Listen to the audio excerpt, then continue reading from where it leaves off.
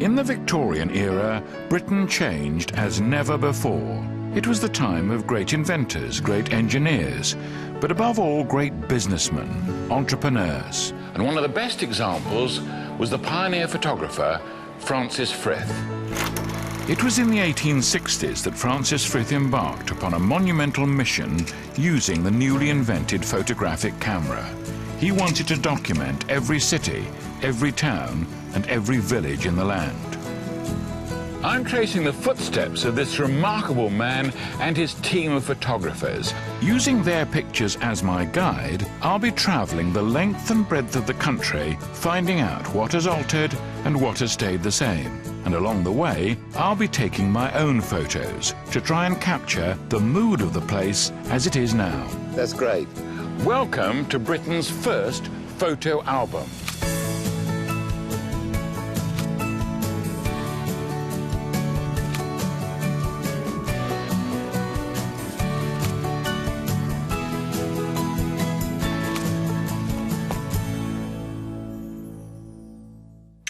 Francis Frith founded the first successful photographic printing business. He had an eye for a good picture and for a business opportunity. A popular target for Frith and his photographers were the places people went to on holiday, places they might want to remember with a photographic memento. And I'm going to some of these Victorian resorts today, tracing the northeast coastline from Hartlepool onto Saltburn and finally down to Whitby.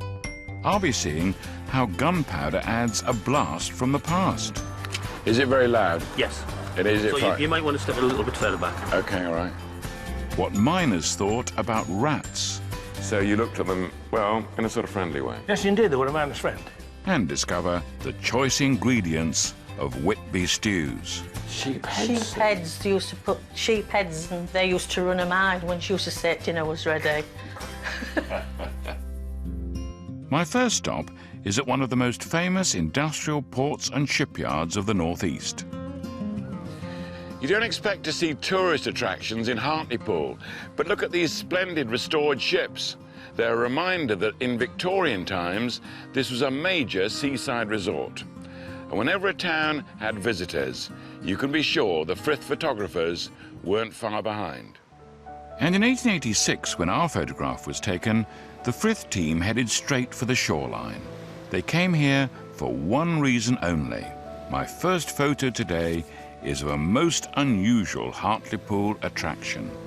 It was known, for obvious reasons, as the Elephant Rock, a weird and wonderful formation that drew the crowds as well as the early photographers. And I've come to the same shoreline to meet Hartlepool archaeologist Mark Simmons.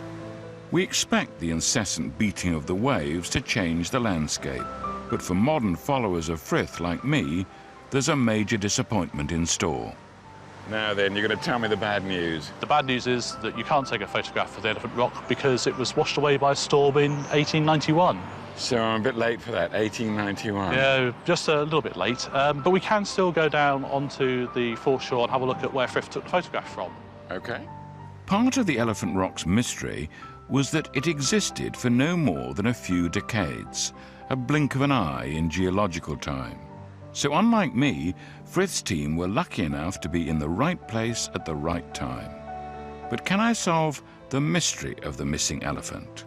Mark is going to show me how much this coastline has altered in the last couple of centuries. The original coastline 150 years ago was beyond where the waves are breaking against the shoreline now. All this area in front of us here originally was solid rock, going out as far as about 100 metres that way. But interestingly, it wasn't only natural forces that created and then destroyed the Elephant Rock. So this is a drawing from 1847, and you can see where quarrying to get hold of the limestone for building work in local buildings has pushed into the side of the coastline, into the cliff face. And you can see the stacks left here behind. And probably this is the Elephant Rock, just in here. This earlier stack is starting to disappear. So you can see it's partly because of the quarrying and partly because of the movement of the waves. So this is where the elephant would have been? Yes, you can see from the background the shape of the rock behind us. Just the feet and the very tip of the trunk left behind by the sea.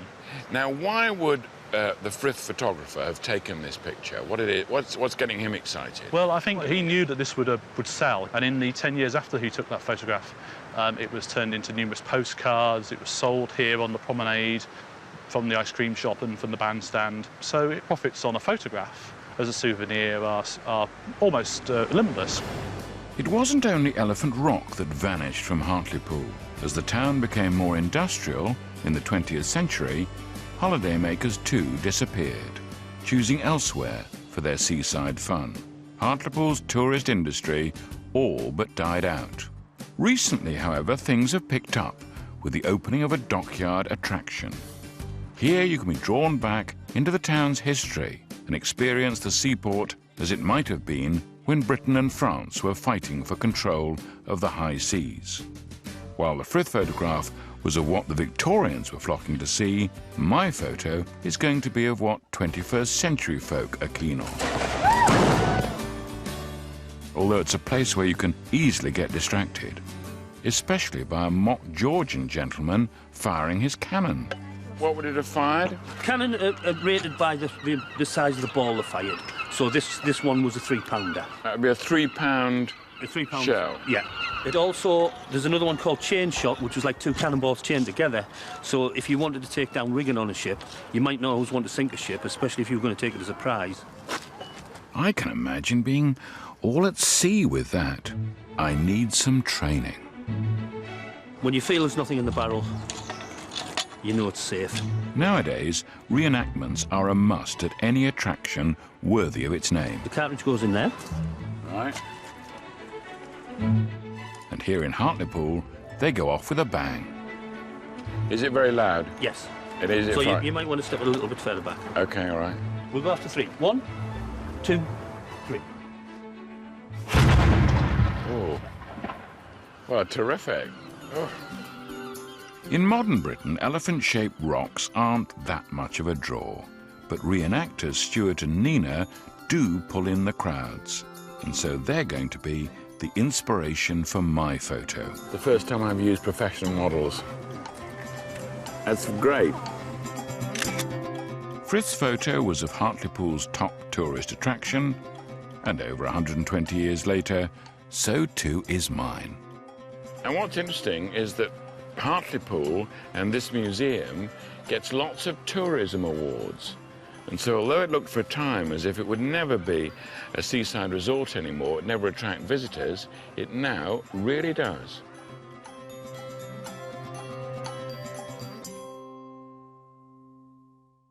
To find the subject of my next Frith photo, I'm heading a few miles down the coast to Saltburn-by-the Sea, a spot that was transformed during Frith's career. One of Hartlepool's problems was the growing popularity of bathing in the sea. To do that and enjoy it, you need sand. And Hartlepool didn't have any sand. And there were other resorts on the Cleveland coast that could do better than that. They did have sand. Saltburn-by-the Sea cut the mustard. It had, and still has, long sandy beaches and dramatic views. And of course, that other great Victorian asset, a pier. But that wasn't all. It even had a water-balanced funicular railway to take the visitors to and from the beach. And here, it's perfectly captured by the Frith photographer. In short, Saltburn was a surefire hit with even the most discerning of Victorian holidaymakers. I'm arriving over 120 years after the Frith photo was taken, but it would appear Victorian values haven't entirely disappeared. This is just the perfect way to get to the beach. Past, present and future. The modern surfers are out there with their wetsuits and the old Victorian tramway is still working. It is just the perfect way for people to keep up the past and keep history alive. But Saltburn didn't simply evolve into a seaside resort. It was carefully planned, the dream of one family. I'm heading to the beach to meet industrial historian Steve Sherlock to find out more. The vision for Saltburn was from the Pease family of Darlington, who were Quakers and had a vision and a view of how the town should grow. They decided what should be built, what shouldn't be built. So, for example, they were not, as Quakers, they were teetotal and were not wanting any pubs to be in the town. So they were more interested in reading rooms. So when was the first new pub built here? Well, the first new pub was only built in 1986. Good heavens. So that's a Quaker tradition, isn't it, in this town? Entrepreneur and politician Henry Pease was a visionary, but first and foremost, he was a businessman, and two ventures occupied him above all others: iron mining and railways. His family had been directors of the famous Stockton-Darlington railway line, the world's first passenger railway. And in 1861, he built an extension around the coast all the way to Saltburn. But is he concerned at that stage in getting as many visitors here as possible? No, in the first instance, he's thinking about it being an economic thing, a mineral railway, and the visitors are secondary and are a spin-off from that. What, so he wants the mineral rights? Yes, indeed. On both sides of the railway or near the railway? He's spoken with the landowners and has secured royalties for tramways to bring iron ore, which is the mineral they're looking at, back to furnaces on Teesside. So when we get to this and what we're looking at, it's the great businessman, but also the person who wants to build a town that he can be proud of. Yes, indeed. He's leaving a legacy, if you wish. I suppose the biggest legacy here is the funicular railway, which we see in the Frith photograph. Yes, indeed. That's just ahead of us here. And why did it matter so much to have this railway, this splendid construction? There's no point taking people to the seaside and leaving them at the top of the cliff, because you've got to get them onto the beach to enjoy the facilities you're offering. And so that's where this comes into play. That's where this comes into play, yes. And it is a wonderful construction, isn't it? It is. It's fantastic. The cliff lift really is incredibly simple. It relies on little more than gravity. Both cars have water tanks, and as water is poured into the top car, it becomes heavier than the other car. So down the hill it goes, pulling the lighter car up at the same time. I can't wait to enjoy this special experience. Why do you think people like this so much? They still do, don't they? Oh, it's just, I mean, views are fantastic, and it's just a bit of Victoriana, really. It is, yeah. It's also nice that it's run by water, isn't it? It seems sort of natural. Yeah, and not polluting or anything like that. Yeah, so it's modern. It's really lazy. Yeah, it's a lazy way to get up, but it's beautiful. Yeah.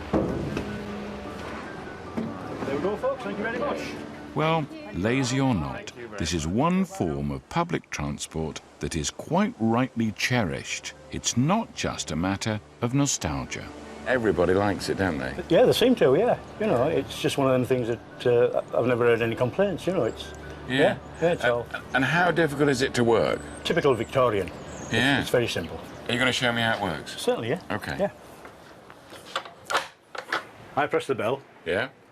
reset the brakes, and then I start to put water in the tram. So we just let the brake off slightly, Right. and then we're waiting for the car to start to move. And all I do now is control the speed. It's wonderfully simple, isn't it? It's very simple. It's coming into land now, coming through the speed trap, so I'm slowing it down. Right. Here we go, we're coming into land now at the top. Unfortunately, the brakes are binding a bit, but No, that's all right. No, it's... there it is, it's into land. OK. So we make sure the brake's off, put the main brake on, And you open the door? and I open the door. Yeah.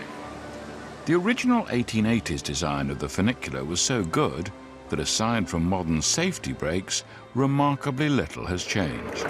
There we go, folks. Thank you very much now. Thank you. Happy customers? Happy customers, yeah? Yeah.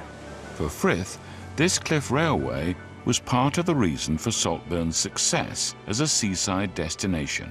Today, it's an historic attraction in its own right, and it will make a perfect addition to my album. Right, that's really good. We've got the top of the tramway, we've got our driver Bob, and we've got a couple on the side who look happy, because the thing is that this is the kind of thing that cheers people up, and why not? My picture compares with Frith's photo quite well, I think. His was taken from below, mine is from above. And with a bicycle, Bob at his station, and a couple enjoying a walk by the sea, there's just enough of the modern world to remind us that this isn't the 19th century. We've also, I think, captured the enthusiasm of it. That's what I've tried to do. These people are enjoying themselves, and Bob admits he's got one of the best jobs in the world.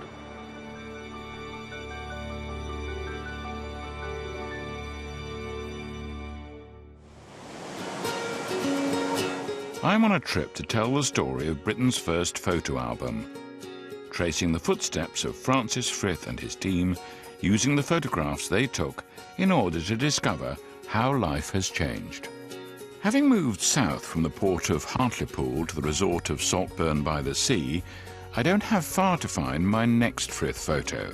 In fact, I'm only taking a short walk out of the town to a place called Cat Nab. And this is what I'm looking for. A view that the Frith team captured in 1885. It shows the clash between the old rural way of life, represented by this farm which once would have stood here alone, and the new bustling Saltburn, with its great Victorian homes dominating the top of the cliff. The building boom was financed from the fast-developing mining industry. Here we can see exactly where he took the photograph. There's the farm, which we can still see here, the farm buildings. There's the road coming round the corner there. And what do we see here on the horizon? That's we see the new Saltburn, the seaside resort. What we're seeing along here are the poorer houses. These are the houses for the workers. And what are the workers doing? They're going across this bridge to the mine, because the whole of Saltburn's prosperity in the Victorian period is based upon the mineral rights. It looks a rather odd picture, but it's an odd picture with a very interesting story. The way mining transformed the local landscape can be fully appreciated here at the Skinning Grove Iron Mine, one of the main employers in the area. In Frith's time, the mine was owned by, yes, you've guessed it, the Pease family. But it's now a museum, and I'm being shown around by retired miner Alan Richardson. Well, this just illustrates our mine in its heyday. It was one of the largest mines in the area. We employed about 860 people. On the picture here, we've seen the railway. Obviously, you know that Pease and Partners were big railway people. They were very moral people, being Quakers. Safety standards weren't particularly high, but they weren't anywhere in those days. Their excuse for people dying was that it was probably an act of God rather than anything to do with them. But other than that, they did try to look after the employees as they had them. Despite the dangers, in the mid-19th century, thousands of people came from all over the country to find work here in Cleveland. With 82 different mines, it was one of the global centres of the iron industry. When Skinning Grove Mine opened in 1848, Britain was producing more iron than the rest of the world put together. Railways, bridges, great iron and glass buildings. These were being constructed at a staggering rate, but the splendour of the finished product was in sharp contrast to the grim conditions in the mines. Conditions in those days weren't very good. First of all, it was very wet. Yeah. There was always water drips. They used to say if it rains on the surface on a Monday, it rains on the ground on a Tuesday. Yeah. It took a day for the water to percolate through. We're walking down the access shaft that leads into the mine, a long, sloping tunnel that runs for hundreds of metres all the way down to the rock face. Every tunnel grew by at least a metre a day, but the Pease family were organised. They protected the major tunnels with up to 3 layers of bricks. And where did the bricks come from? From one of their own brickworks. They owned everything, didn't they? Absolutely. But they could be very tough employers, couldn't they? Oh yes, very exacting, John. For instance, you can imagine in those early days, having large families was quite common, but if a miner actually went to work and got killed, the mine clerk would go to the house as soon as it was known and inform the widow that her husband had been killed, and she would get 14 days' notice. What, to leave the house? To vacate the house, because there was no longer a miner in there. Well, you can't get tougher than that, can you? Not really. I mean, we would regard that as pretty well inhuman, wouldn't we? Indeed, yeah. Today, the deeper tunnels at Skinning Grove are flooded with water. But to get a feel of what life was like at the rock face, the museum has cleverly recreated the original scene. And what do? This is where they've got both sides they're mining, or they're mining from the front here? Using one of these things, which is called a jumper drill. Right. Oh, it's heavy, isn't it? Yeah, they would punch that thing at the face. Yeah. And chop a hole in until they got the thing in about 1 yard, and then they would put in gunpowder, stem that off, and explode it. Right, but you're moving the ironstone all the way across here. Yes, it's been moved out. Yeah. Now then, I noticed that we've got here... Miner's friend, the rat. Miners were very conscious of obviously having rats. They were an aid to us because they're extremely sensitive, especially to foul air and gas. And they seemed as if they had a sixth sense about the instability of any rock. So when you were a miner, how often would you come across a rat? Every day. All the time. So you looked at them, well, in a sort of friendly way? Yes, indeed, they were a man's friend. If it had not been for the vast profits of the mining industry, the grand new houses in our Frith photo would not have been built, and Saltburn would not have emerged from a sleepy rural backwater into a thriving Victorian seaside resort. And although it was the Pease family who had the vision, it was Alan's predecessors down the mine who made it all possible. That's why in my photo, I'm giving ex-miner Alan pride of place. Your life's work as a miner, okay? So that's what we must think about. Okay. Frith captured the new world above ground. I wanted to go below, to tell the story behind the story. And that's my picture, because that's of Alan, a real miner, in what is now just a mining museum. But it does capture that period, and you think of how splendid Saltburn-by-the Sea is, but built on the backs and the hard work of the miners.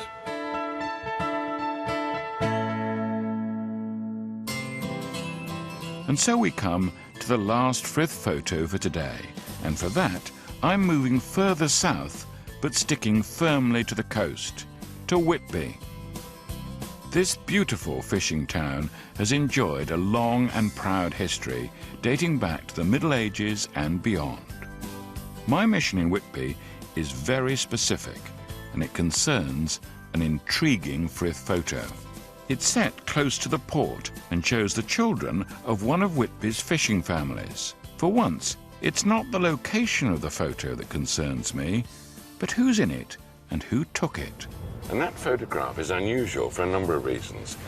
We don't normally get so many people in the picture, and this is one of those rare occasions when we can identify which of the Frith photographers took the picture.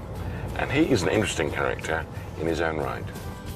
Frith's company became so successful that Frith alone couldn't possibly keep up with the workload. He soon employed an army of photographers spread across the country. Most of them are long forgotten. But one of his agents, based in Whitby, was a distinguished photographer, Frank Sutcliffe. Many of his original photos have survived to this day and are now in the possession of gallery owner Mike Shaw.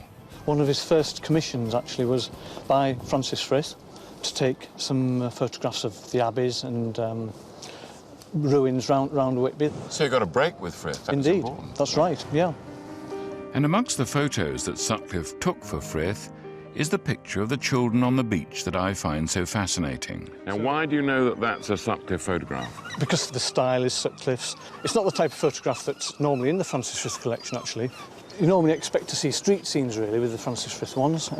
So that, again, leads to the fact that it's by Frank Meadows Sutcliffe. Where do you think it was taken?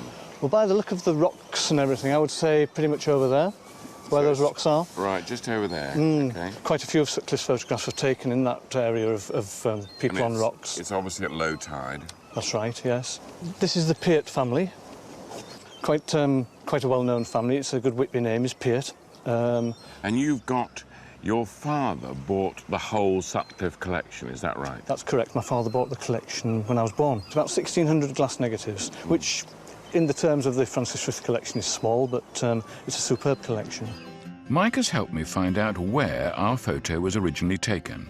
But there's more, a direct connection to the family in the picture. We've managed to track down the descendants of the Peart family from that Frith photograph. So... I wonder if we'll be able to recognise them from the photograph. I'm going to meet Susan Storr, who is still very much part of the Whitby fishing community. It's 120 years after her young grandmother was photographed on the rocks. Ginny, my grandmother, this is her, look. This is her as well. Oh, that's nice, yeah. And she was the youngest girl. No, she looks a bit... Well, she doesn't look very happy, does she? She doesn't. Maybe because they had a very hard life. Yeah. Life was very hard in them days. Did she ever talk about the difficulties they had, the hard times they had? Yes, they were fisher folk. Yeah? Yeah. Same as what we are now. Yeah. And what happened to her in later life? She had 3 daughters, and she outlived all her daughters. Really? Yeah. This is Ginny celebrating her diamond wedding. Oh, yes. So how old would she have been then? Ginny was about 85 there. And how old was she when she died? 92. She lived till she was 92. Wow. So although she looks as if she could do with a square meal, she survived. She must have been strong. She was only about 4'10". Was she? Actually, yeah. But she was a very hard worker, and she worked till she was 76. It's maybe all that sheep head soup she used to cook. Sheep head sheep soup? Heads, they used to put sheep heads and make a stew out of that. Do you remember that? I can't, but my brothers can, and they used to run a mile when she used to say dinner was ready. Well, something Ginny did certainly worked, because the Peart family has continued to thrive in Whitby. With Susan's help, I've been able to assemble a fascinating lineup for what I hope will be a special addition to our photo album. Right, thanks very much for coming. We can't take the photograph exactly where it was, because if we do, we'll be all in the sea, won't we? Right, we don't want to do that. So let's meet the current family. There's Susan's brother, David, second cousins, Leslie and Robert, first cousin once removed, Dave, grandson, Travis, and not forgetting Sue herself and her daughter, Lisa. All direct descendants from the Pearts of our Frith photo. That's marvellous, and you're on the rocks where your ancestors were. Extra happiness, yeah, that looks good. So there it is, the Pearts of Whitby.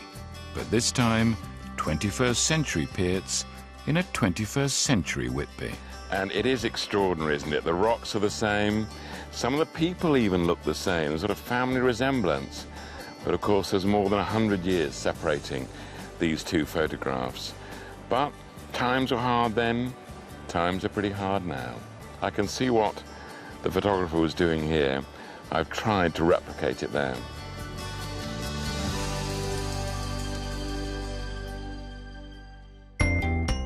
If you want to find out more about Britain's first photo album, go to bbc.co.uk. Photo album. Join me next time when I'll be heading to the Peak District and the final stretch of my journey. I'll be paying homage to Frith in the town where he was born. I'll be visiting one of Britain's most romantic stately homes, and I must say... Well, it is absolutely stunning, isn't it? And I'll be having a flutter on the horses. Are you a bit worried? Not really.